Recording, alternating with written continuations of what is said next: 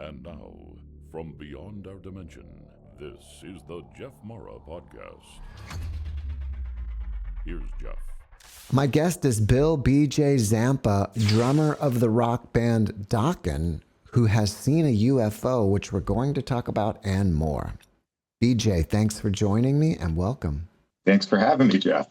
This is awesome. We are excited to have you. And if you don't mind, let's start on the day that you had this sighting and go from there.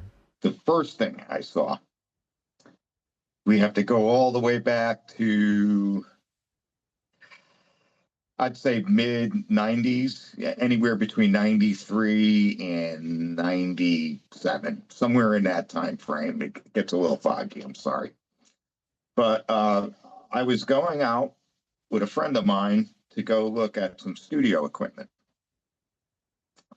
So on our way home, it's dark, it's night. In the corner of the windshield, I saw this glowing thing.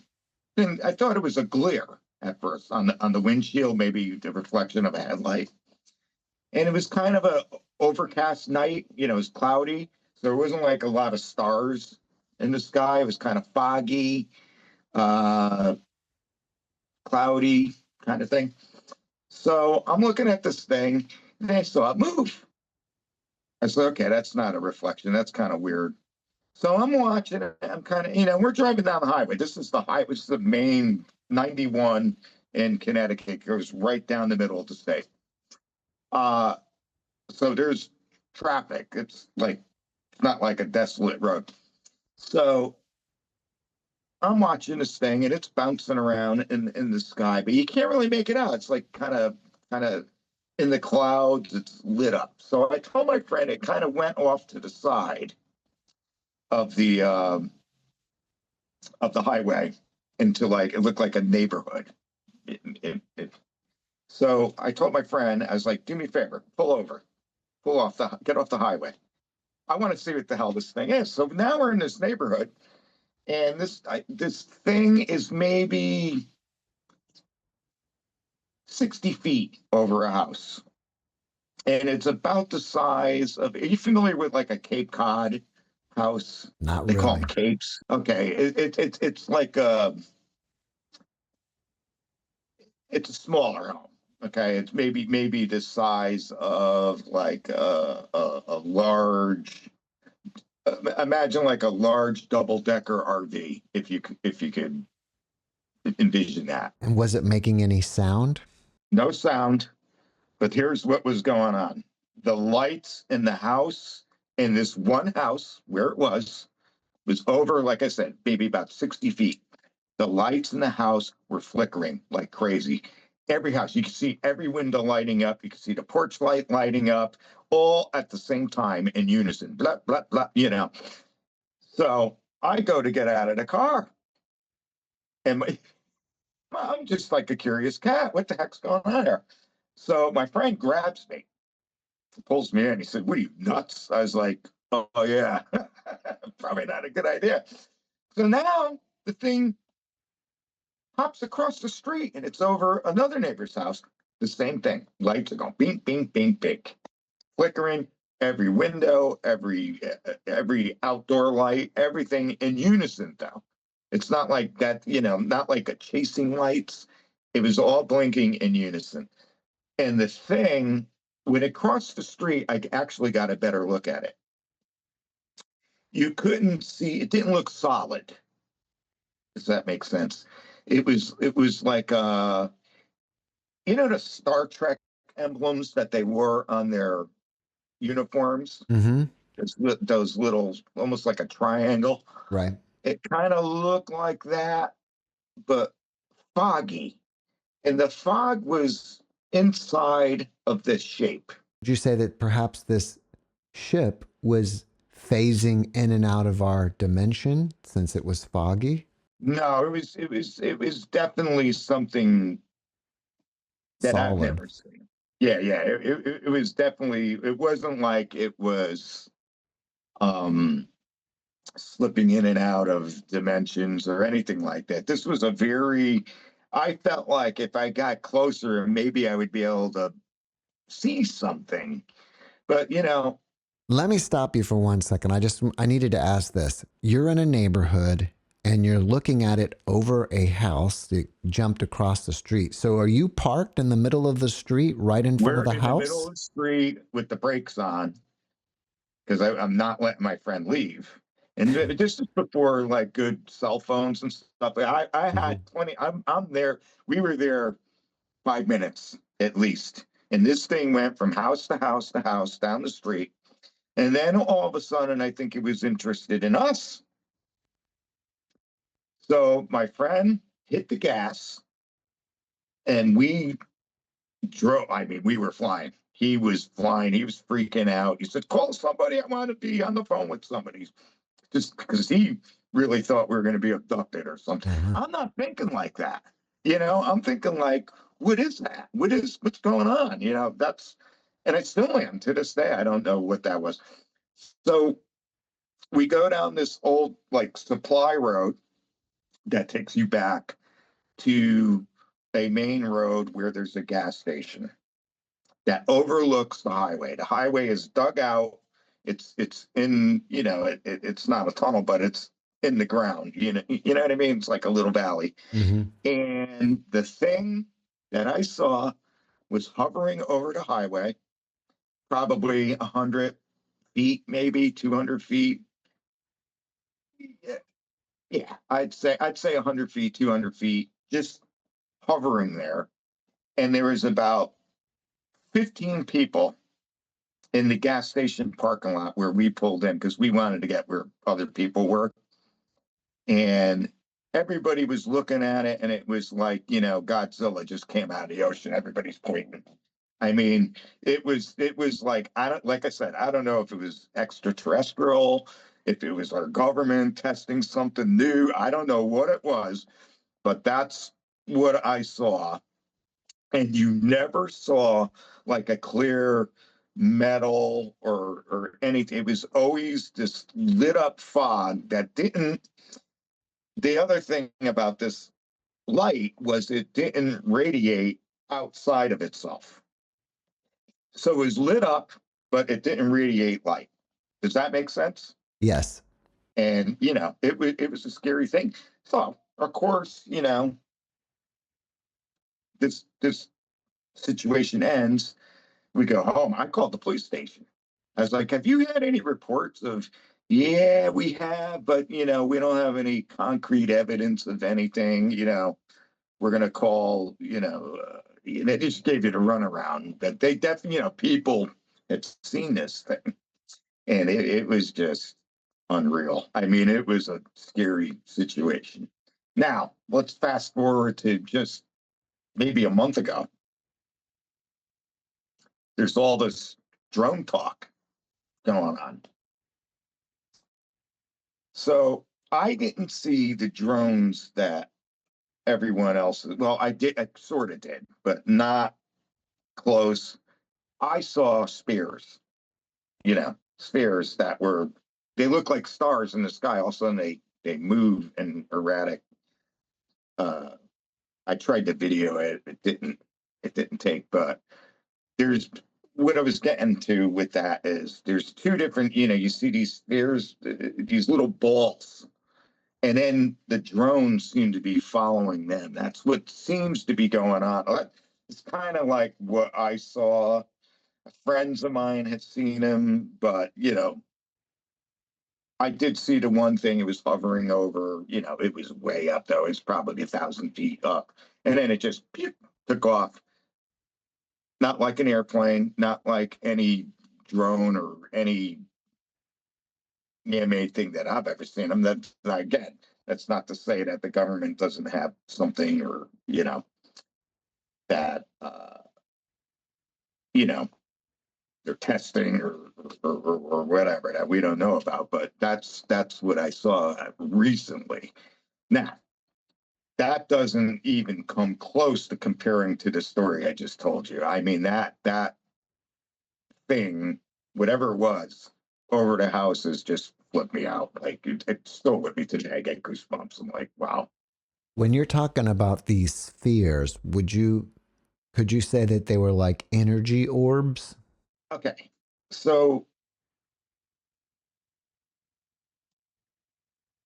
all of us. Okay, so you're sitting in your car and you're in a drive-through. Okay, and like your backdrop, you see stars. Well, on a cloudy night, you can't see the stars. There's this bright light up in the sky over a main road in my town. Connecticut's it's a fairly populated. We have a lot of areas that aren't populated, but there's a lot of population. So there's a lot of, it's not such a rural place where I am. The sky again was cloudy. It's kind of winter, that wintry, it's about 2 weeks ago, maybe three at this point. And so the sky's gray. You're not seeing stars like on a bright, but you see this one star up there, and it gets your attention because it's out of place. It's not, shouldn't be there. Follow me? And then I look over to another road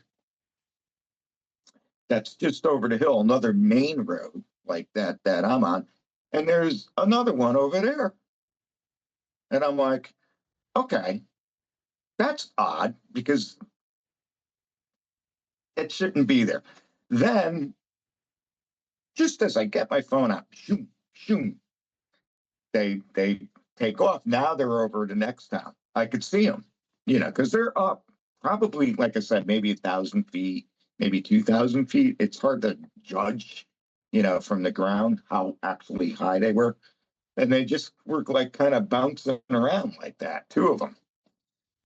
So who knows what that was? I don't know. But they say in New Jersey that's going on, and then there's these drones. So who knows? I don't know. That's just what I saw, had seen. But like I said, that first story I told you, that's the main one, and that was creepy. And it didn't hit me. The creepiness didn't hit me till like after the situation. Now, like I said, I was more of a curious cat, and I wanted to know what that thing was. After seeing that initial craft, did it change you in any way? Like, brought you down a rabbit hole of researching UFOs? Yeah, a little bit more. I wanted answers. What I mean? What was that? Because I wasn't the only one who saw it. And something doesn't fly 60 feet over your house at a standstill. No noise. There was no noise. I mean, you couldn't hear this thing at all. You could see it. Like I said, it was like kind of like glowing. And all you saw was this mist inside of it. And, you know, whoever lived in that house, every light in the house is blinking on and off, on and off, on and, and then it zoom across the street, like in the blink of an eye, zoom, same thing. And it'd sit there for like, 30 seconds or so, and then out to the next house. And if this thing went down the whole street, just picture, suburban American, neighborhood. And it went down every house, I'd say probably 10 houses, if not more. Well, you hear of stories of people getting abducted right out of their bedroom. I mean, maybe it sounds like TV, but maybe they could just beam them right out, just like Star Trek. Like I said, I don't know. You know what I mean? I just know what I saw, and I'm not. I'm open to everything, but I'm also, you got to show me. You know what I mean? And so I'm like, I'm not like some guy that's, it's just what I saw. It was scary afterwards. Afterwards. When I was in the moment, it was more a curiosity. Nothing was happening that was threatening. I didn't feel like, until my friend literally grabbed me by my belly. "We out your mind. You're not going out there. We're out of here." And the thing literally kind of followed us, and until we got to the gas station. We went down the service road, which is just like a bunch of real tall pine trees. And then we got to the main road, which overlooks the highway. And that's when the thing was just hovering over highway, and then people were pointing at it and looking. Like I said, this is in the early to mid '90s, somewhere, '93, '97, somewhere in there. Mhm. And so cell phones really weren't a thing yet. You know what I mean? It's like people Yeah. weren't. You didn't have video, but people were just like, "What the heck is that? What is that?" It's crazy. Was it Has in? anybody ever talked to you about anything kind of Well, I talk about like you. that? I talk about UFOs pretty often, but I've never had anybody describe a sighting like yours. That was to this day. I'm like, if I was by myself, I would have swore I was like tripping. You Mhm. know what I mean? But I had my good friend with me. You know, we went to the gas station, and there's like at least 15 people. The guy running the store in there was outside looking up. It was Mhm. like, it was just, like I said, I don't know. Maybe the government was testing a new thing. Who knows? It's possible. Maybe they were just, let's go fly over a neighborhood and see what it's like to turn it on and off the power of all these houses. Or Which I thought was really odd. The lights were just, and they were unison. It wasn't like, one light, this light, it wasn't a sporadic thing. It was unison. what's So also, exactly like that. Mhm. Like they're cutting the main power on and off. Well, what's also amazing is that this happened in a dense population area, right? Yes, I I mean, can tell you. We were in Meriden, Connecticut, which is a small city, and just south of Hartford, Connecticut, which is the capital. And so it's, yeah, I mean, it's not like we were in, some rural, it's not like we're up in Maine in the forest. exactly. This is like, And we're a how, suburb of New York City. You know what I mean? This is a populated area. and it makes me wonder, how it got in and out of there without being noticed too much as well. Like I said, we were coming down the highway. I saw a little glowing. It looked like a little thing in the a reflection maybe in the windshield, but it wasn't a reflection. I knew it wasn't, but I'm thinking, my mind is saying, "Oh, it must be a reflection," Mhm. and it moved across. I'm like, "Well, how could that be?" You know. And then it came back, and then it went off the windshield. Now I'm looking out the side window, and I could see it over the neighborhood. And that's when I said, "You got to pull off. You got to pull off. Let's pull off. Let's go see what that is." "Oh, it's probably a spotlight or something." Mhm. Nope. There's no trail.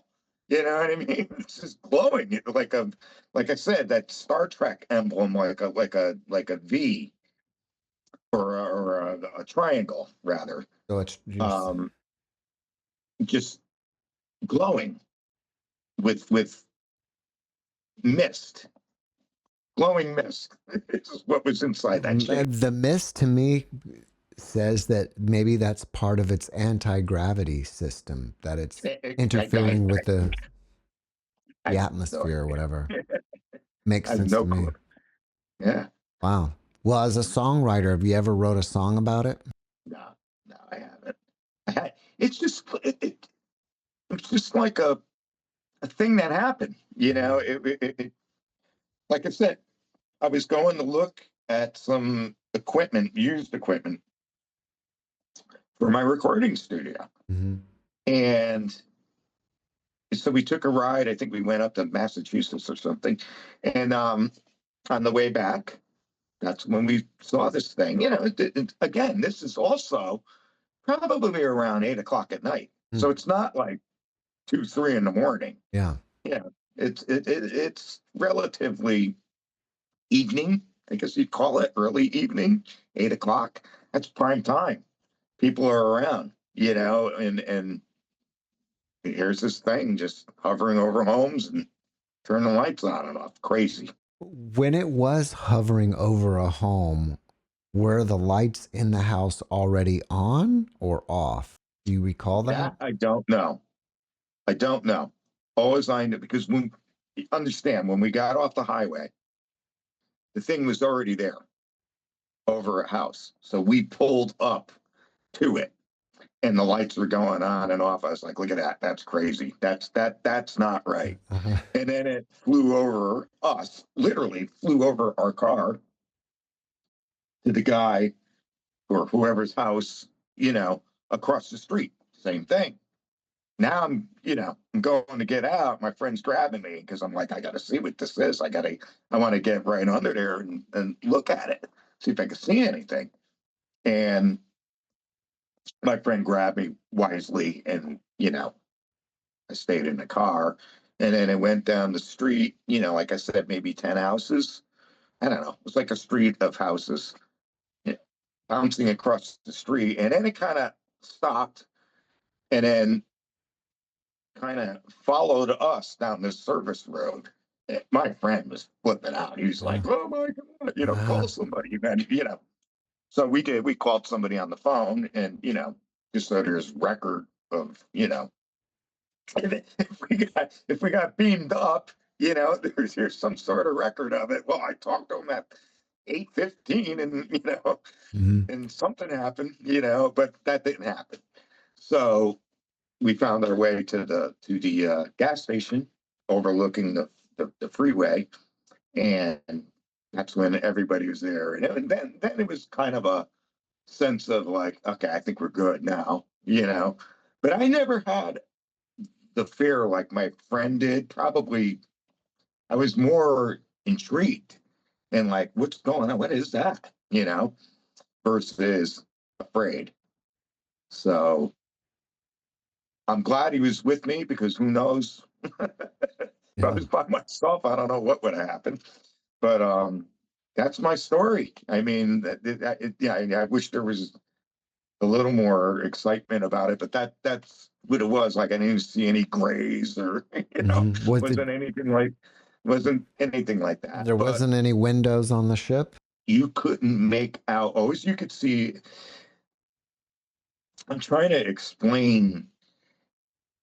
Like I said, that Star Trek logo type Mhm. shape. Yeah. Okay, and if you would imagine, the wide end would be at the back, the pointy end at the front. Um, and it's, flying. It's not upright like that. And the whole shape of this, whatever it was, ship, we'll call it a ship, was encased in a glowing fog that didn't radiate light outside of its shape. Does that make sense? Mhm. I know it's hard to explain something, that you've never seen before or Right. seen since, Have you ever seen any pictures on the internet that may represent it? I looked, no. Some that have maybe come close, but you could see lights. Mhm. No, you couldn't see any lights. This was glowing. It was like a glowing fog with no trail. Lights leave a trail. When you light something, it trails. The beam from the source to whatever it's lighting, it's going to leave a trail. This didn't do that. It was more of a glow, and it was confined to the shape. And when it went over these homes, it didn't change. It just turned the lights on and off, on and off, on and off for maybe, a few seconds, and then to the next house, then in the next house. We were there, I'd say a good 5 minutes, like observing this. So it wasn't like a quick 20-second thing, you know.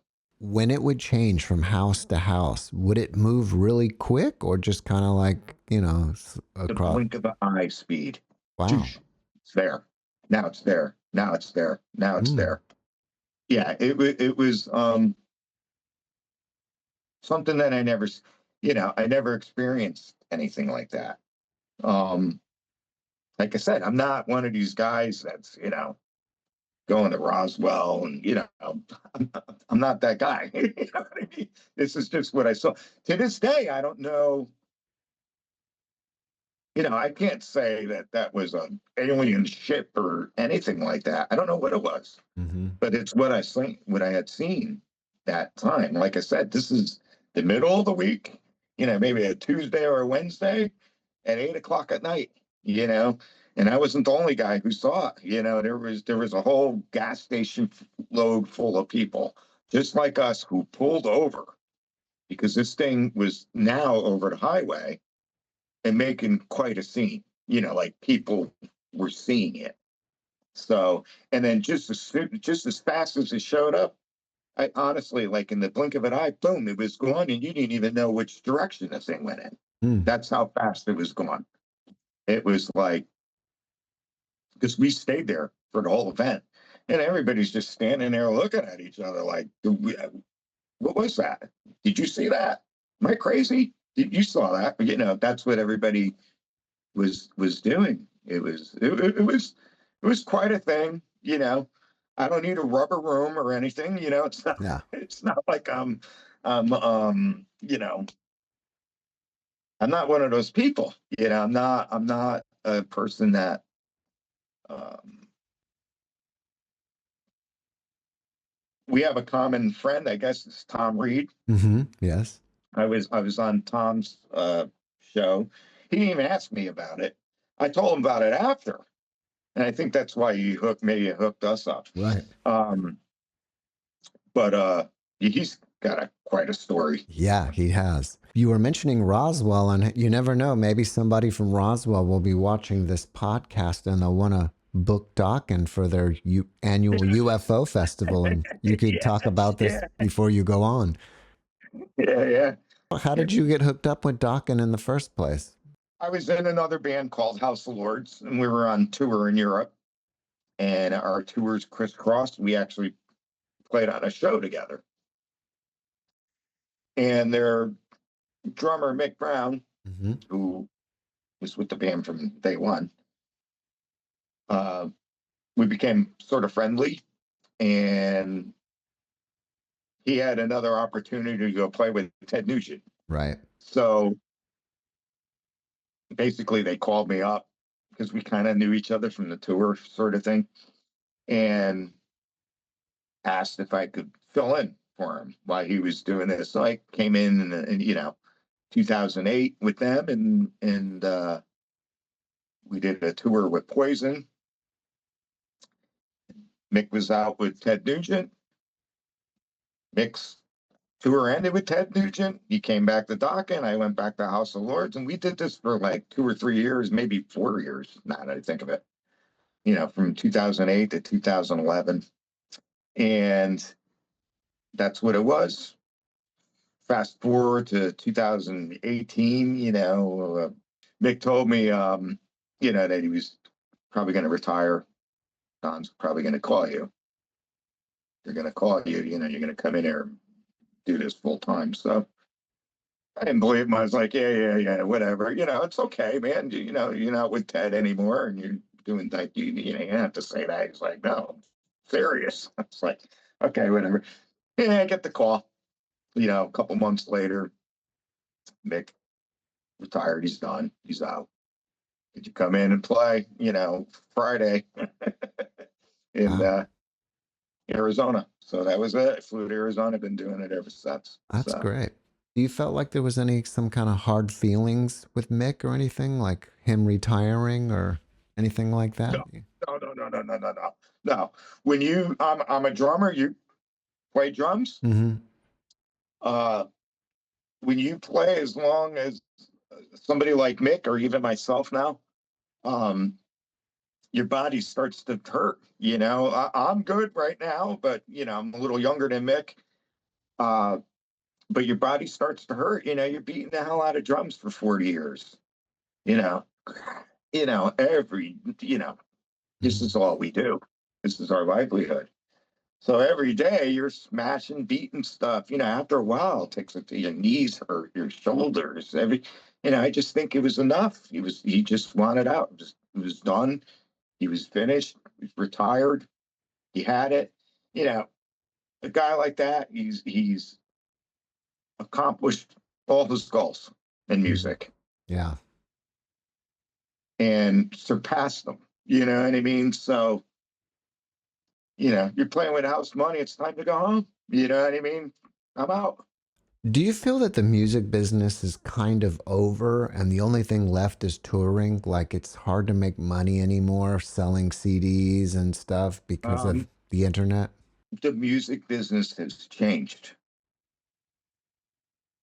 Um, touring will always be the number one way of making money, unless unless you're lucky enough to have like a mega massive hit song or something.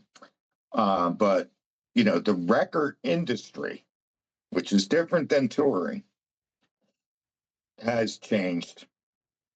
There's not a lot. Unfortunately, there's not a lot of money. It doesn't mean you can't find success. I'm not one of these pessimistic people that are going to tell younger musicians, give it up, man, don't even try, because there are ways. You have different things. There's different ways to find that success now. You have the internet. You have video. There's if you're creative, you're going to figure it out. Um, touring, though, which that will lead to touring, and that's where you're going to make your money. Yes, but even that, it's getting harder. With Dokken, we fly to all our gigs. We don't stay out. It's too expensive to stay out on the road for 3, 4, 6 months. Who wants to do that? We're all older guys. None of us want to do that. You know, So we have the best of both worlds. Thursday comes, I head to the airport. Boom, I fly to wherever.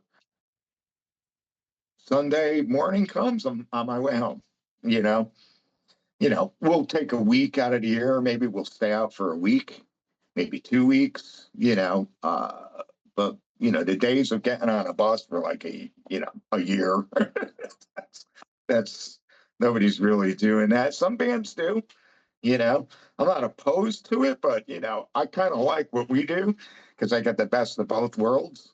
You know, if Dokken were over tomorrow and somebody offered me a job and said, "Hey, we're going out for 3 months," of course I'd take it. You know what I mean, and probably have fun. But right now, what we do with Dokken, I really dig it because, like I said, you're out for 2, 3 days, 4 days and you get to go home. There's no place like home, like Dorothy said. I was looking at the Dokken website and it looks like there's an upcoming gig with George Lynch. And Is there? it looked We like it. I didn't know if they were still on good terms or not. Or does he come and gig with you guys occasionally or? Well, for 2 years we did a Doc and Lynch reunion tour, and basically it would be Lynch Mob would open for Dokken, and at the end of our set, the Dokken set, George would come out and play, 4 or 5 songs with us. So, and we did that for like 2 years, and it was pretty successful. We're playing pretty large theaters, and it was a lot of fun. But you can't. Our guitar player had, it was just, it ended for whatever reason. I don't know. Um, but it was a lot of fun. So yeah, there may be something. A lot of, I think it may be Vegas. I'm not sure where he's showing up. Actually, I think that might be might Yeah, be it. Yeah. because we've been playing the Golden Nugget at Vegas, and every time we're there, George seems to be there. So, which is fine, So he'll come out and play 4 or 5 songs at the end of our Hmm. set, Yeah. and that's what it is. Well, it may bring a bigger audience, so why not? Yeah, I mean it's about the same. You know what I mean? But it's it is something different. The fans that are there get excited, so it's not an awful thing. But it is what it is, and uh, like I said, we did it full on for like 2 years, like full on tour kind of, you know, weekend tour Hmm. for like 2 years, and it was very successful. So maybe some places pay enough to make it happen again. Who knows? I don't. I play drums. I don't book the band. I don't Right. have anything to do with that. Yeah. When you're out there, do you meet a lot of die-hard Dokken fans? Yes. That's Yes, we cool. do.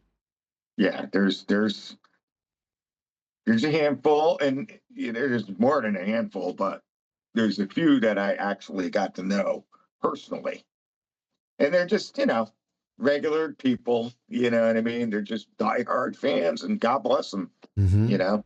I have a job because of them, Yeah. So, it's really cool. And, I always try to, be respectful to the past. And, they're cool with that. But because we're the new guys, you know what I mean? Some people get weird with that kind of thing, but Mhm. you know, we're a band. The band that is Dokken now, we're a band. We've been a band. Have a new album out. Yeah, that's right. Your new album's We've been called Heaven Comes Down. Heaven Comes Down, right? You can get I it anywhere, I listened to the song Fugitive on right? YouTube, and I mean, the guitar work, the intro, I mean, it just sounds like a Dawkins song, even though it's not George Lynch. I heard it, and I was like, oh, it sounds just like Yeah, a Dawkins song. You know what I mean? yeah, Before Don yeah, started singing. yeah, yeah. Well, you don't want to you don't want to change. Okay, if you're selling McDonald's hamburgers, Right, you don't want to all of a sudden, start selling, pasta. right. You know what I mean? Yeah. Your fan base is going to be upset. So we try to honor uh, the original Dawkins sound, but we also try to, make it our own, Hmm. and do our own things with it. So, which I think we've done. When we play live, I put a lot of myself into those songs with trying to keep true to the original way that songs were constructed and played. Hmm. But, I'm going to put in my own spices, but I'm not going to change the song. Right. So, does that make sense? Of course. So that's what we all do, you know. Um, and we have a lot of fun. We all get along. We're like a little family. It's great. I mean, Don's an awesome dude. My bandmates, Chris and John, we all get along great. So it's fun. We have a lot of fun doing it, and hopefully we could continue for a while. We'll see. See what happens. Let me ask you this. While playing, have you ever felt like you became the music? It's like you're in the zone, you're in the pocket, you're playing the music, and you just kind of like it's almost like a spiritual experience. Absolutely. Yeah. I mean, when you're really in it, Hmm. you're in it. You're in the zone. You know what I mean? You're like I can only speak for myself. I can't speak for any other musician, but for myself, you know, when you're in it, it's almost like a trance. You're in this place. You're in this zone, so to speak. Uh and I like to live in that zone. You know what I Hmm. mean? Yeah. Like it's just a wonderful, great place to be. You know, and the music is just all around you. It's like you're wrapped in it, Yeah. and you're just doing your thing. You're playing, and you're just feeling the vibe, the emotions from all the other musicians. And that's what's a cool thing. And the Hmm. whole band is doing that. That's when the music, would I say, gets up and starts walking. You know what I Yeah. mean? Yeah. It gets legs and it starts walking. That's what it's about. You know. Now, on the other hand, there's plenty of times where you're not in that zone, and cymbals are falling down, and your car string broke, or the microphone's feeding back. You know what I mean? Yeah. And it's very frustrating because all you want to do is be in that little warm, happy place. And so it gets challenging when you're on the road sometimes, but uh, you also get to a place when you play enough as a band to where your low bar is still pretty good. You know what I mean? So every night, you're going to have some sort of being wrapped in that emotion and feeling. It's no matter what, you're going to have a little of that. Some nights it's better, some nights it's worse. But that's that's the gist of it. When you're playing in front of a really large audience, tens of thousands of people, can you really feel the crowd as if when you can, like in a very small venue? I mean, sometimes it seems like the Absolutely. crowds are they keep the crowd a little bit off of the stage, and maybe with the lights you can't really see them that well.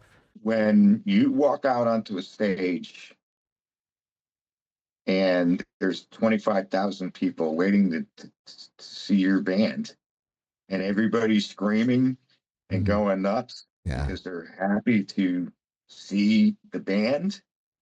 That's a feeling. That's kind of why we do this. It's yeah, like a high that no drug can compare to. You know what I mean? It's just the most awesome feeling. Uh, and again, that goes into a club. You know, when you walk out on stage in a club and people are there to see the band and they're screaming and going nuts, that's the energy. That's what drives the boat, man. That's it. So yeah, you definitely feel the crowd. Now, I tell you what I don't like. Lately, within the last, let's say 10, 15 years, a lot of these so-called festivals where you have multiple bands, they sell these VIP seating mm, seats. And sometimes they're so expensive they don't sell them. And you get, you know, the VIP section is, like 50 yards. You know what I mean? And the main audience is 50 yards away. It's just stupid. It's like the worst thing. I remember years ago, I was with Don, and he said, "Enough of this. Let the people in. Let the people in here. Nobody's in here. Let them in. It's my show. They're coming in." And yeah, people came flying in there. It was great. And then it was like a real rock show again. mhm.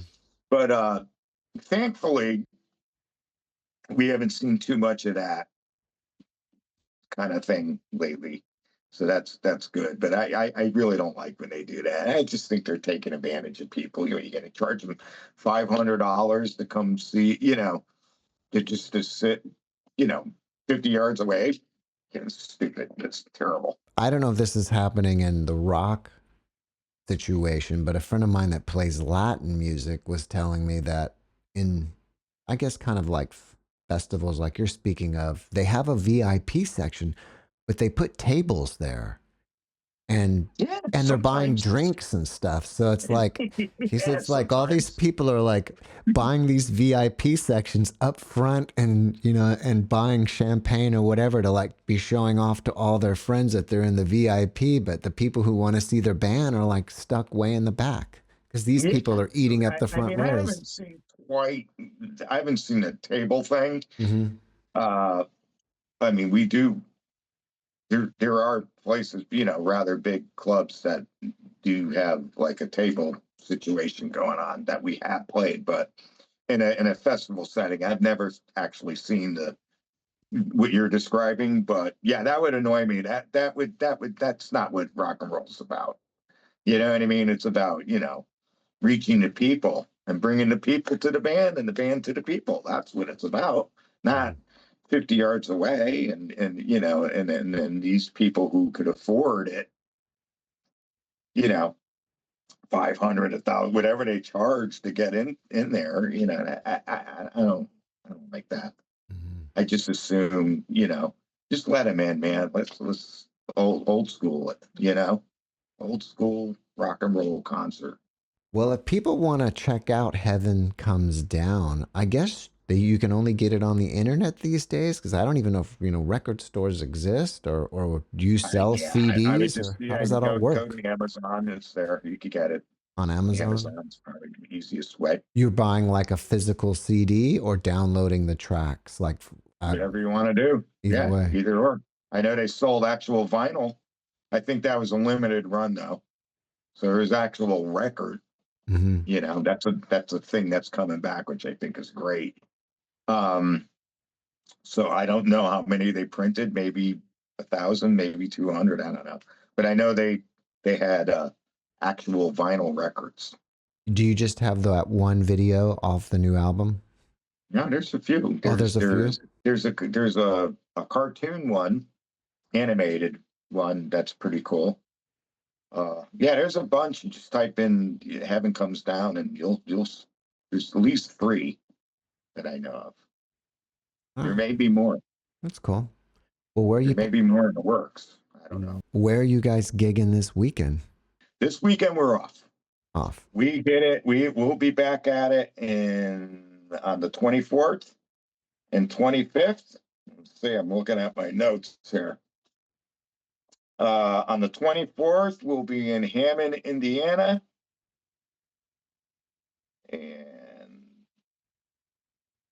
And we'll be at the Carson Center for the Performing Arts. And unfortunately, I think that's in Kentucky, that one. So we'll be in Indiana and Kentucky on the 24th and 25th. 24th will be Indiana. Cool. Are you pretty much booking up every weekend? Not at this point. We'll see what the summer brings. In the winter, no. I mean, this is a lot for us in the winter. Usually we stop in November. We'll pick it up in April or March. This year we're going, we're doing 3 in January. I mean, sorry. Mm-hmm. So we'll see. We'll see. Do you think the days of bands are over? Because you really don't see any new up and coming rock or metal bands anymore. I mean, it's mostly solo artists. You see a lot of solo artists because that's what the mass media kind of allows in. But I believe when you break down the music scene to regional and local levels, because I really have a feeling that's kind of where it's going to go. Of course, there's bands, there will always be rock and roll. It's just going to have a different mask on or a different face. The way you get your rock and roll, in other words, may change. Maybe it's on the internet. You have to think of videos as singles now. It used to be, they used to say it sell singles. You'd go to the record store, you get a little 45. It'd be one song on one side, one on the other, right? Well, videos have turned into that. So it's different, but it's yet the same. And the one part that is tragic and sad and just awful, I think, is the fact that when I was coming up, record companies used to invest in bands. They would invest in that band because they had the vision of, if we could build this band up, we'll have a run for 10, 15 years with this band. Now it's make your CD on your own dime, do everything on your own, and try to sell it to a record company. It's a big difference. And this is why you're not seeing bands. You're seeing, solo artists, so to speak. You're seeing, because it's cheaper to, you don't have to house the whole, it's cheaper to put the whole package together. It's one guy. It's just, maybe he's the guy, maybe his family had money. You know what I mean? You follow what I'm trying to say? I don't know. But they should really go back to what they used to do. They made way more money. And they have to figure out how to stop all the piracy. You know what I mean? You can't have people downloading music for free. I know it sounds awful saying that. Everybody loves their free music, me included. But I always try to pay for it. I know it sounds crazy, but that's somebody's blood, sweat, and tears that you just put it on, and you're into for 5 minutes. That's somebody's life. That's somebody's lifeblood that created that song. So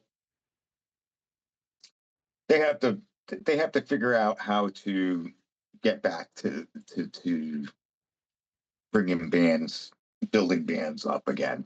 I think personally, because I'm in a band. Yeah, soon I'll be retired. It's just to see music continue, because eventually, all we'll have left is, like you're hearing it already today. Every commercial, it's like some song from the 70s or 60s, or that's, you're just going to have that to fall back on, and nothing new. Which is kind of sad.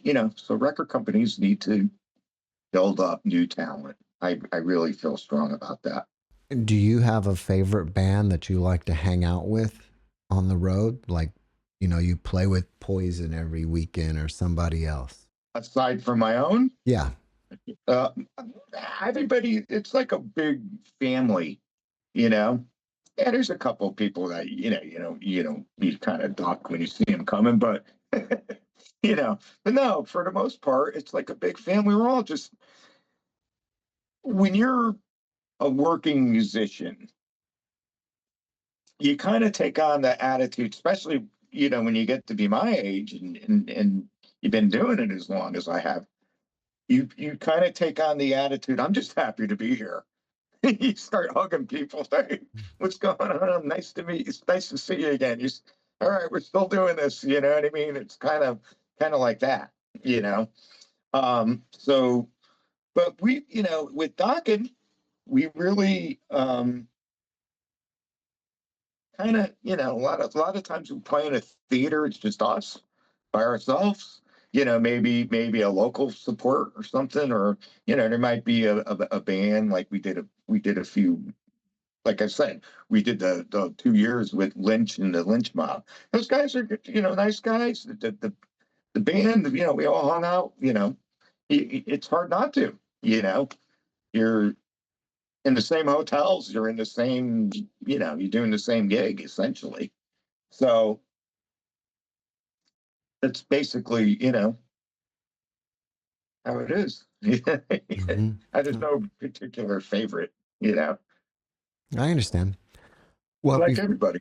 yeah, I just thought maybe, like I've done a lot of shows, or you've done a lot of shows with, I don't know, such and such band, and you're just like, oh yeah, whenever we meet them, I really love hanging out with those guys. Like for instance, we were just in Texas. We were over to in the fall, early fall, um, and we played with the Nelson brothers, Wow. and the drummer is from Connecticut, but I've never met him. He's friends of a friend of mine. So we hung out. It was really cool. And the Nelson guys, they were really awesome. You know what I mean? I've never met them before, and it was just a really good vibe. Hopefully we'll do more shows with them. But usually, like I said before, usually when you're in this kind of situation, everybody's just happy to be there. So everybody's pleasant, typically, usually. That's not to say that, there's not some, some undesirable uh, people out there, because Right. there are, but Right. you just kind of don't deal with that, Right. you know. I mean, So you don't have to say names, but I can understand. You're like, oh gosh, it's so and so. yeah, there's always that guy. You know what I mean? There's, no matter what field you're in, there's going to be that guy, or lady, I should say. But everybody's typically happy and just happy to be there, because we're all lucky to be working. I mean, that's just the bottom line. Everybody's lucky to have a gig, Yeah. you know? Yeah. So, Well, before we wrap it up, can you leave us with a last positive message? sure. If you're a musician, keep playing, keep at it. And if you're just like a regular person, not that musicians are different, we're all people.